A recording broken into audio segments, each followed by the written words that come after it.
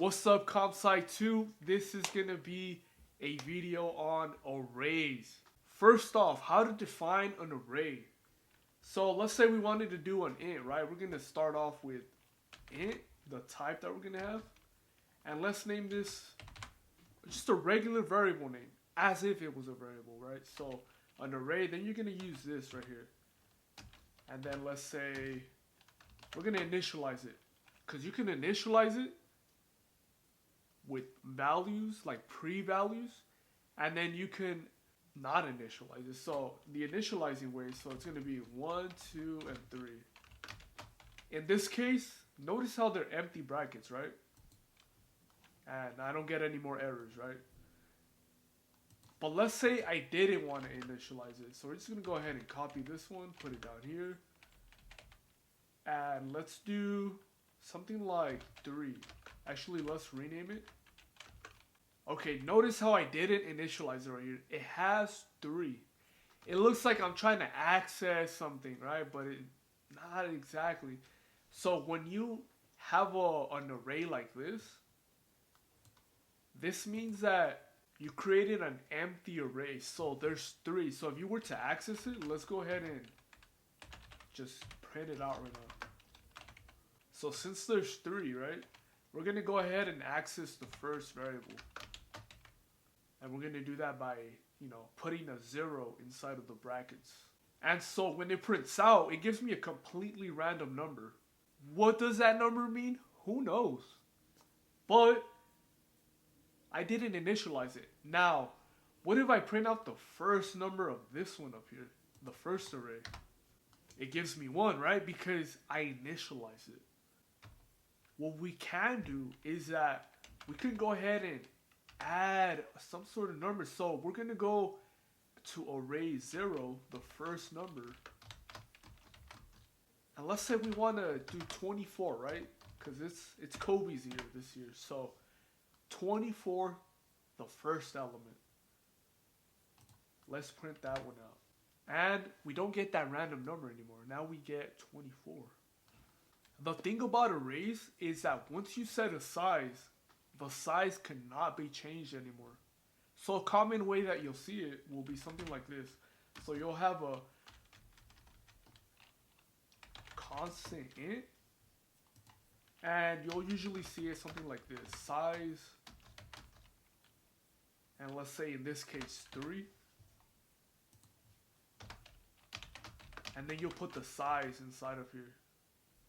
That's usually how you'll see it if you see like standardized type code.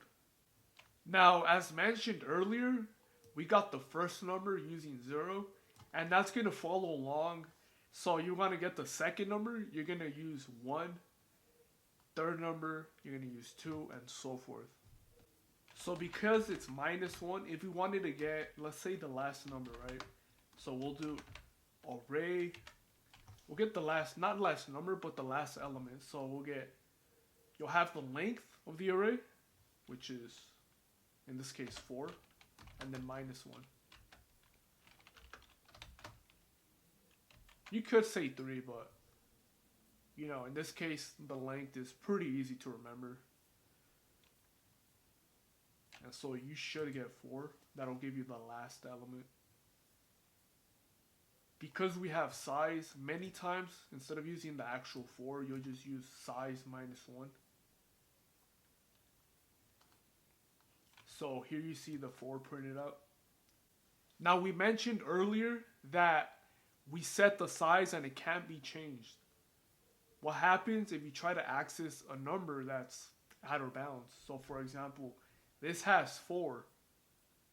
But if we use, let's say, we try to access, or in this case, print out the element that's in like the 7th place. There's only 4 numbers, so what's it going to do? It's even telling me right here that there's, some sort of out of bounds error or warning in this case. And it's going to print out some random number. This could be different depending on where you're compiling, but in this case, it's just some random number. Up here, I have an array with 4 numbers. What if I wanted to sort of copy it? I've created an array with 4 empty slots. Let's go ahead and try to copy it. So we're gonna have array 2, and we're gonna try to assign everything inside of array onto array 2. And see how I get that error? You can't directly copy it. It won't even let me run it. It just gives me that error. In order to copy it, we need to grab everything one by one. So we're gonna go ahead and copy onto array 2. We're gonna grab array I, and then we're gonna set it equal to. And now we shouldn't get any more errors. I forgot something. So right here, we gotta do I. And we shouldn't get any more errors. Now, just for good measure, here we have what we copied onto, right? Array 2. That was the one that started off empty. But what we're gonna do here, just to make sure that, you know, this for loop worked, we're gonna go ahead and loop through it again. And we're gonna print out the constants. Let's go ahead and play that out. And there we have it, 1, 2, 3, 4. Let me comment this out and see what it would be if I didn't assign it. Again, we get those random numbers. Now, to close off arrays, the most common use cases is some type of way to store data. A clean way, you have a list, it's native to C++, it's a clean way to store data. You can loop through it linearly, you can sort, you can do all sorts of algorithms, you can apply them, which is something that we'll be learning in this class actually, in COMPSCI-2. And that's all we have for today for arrays.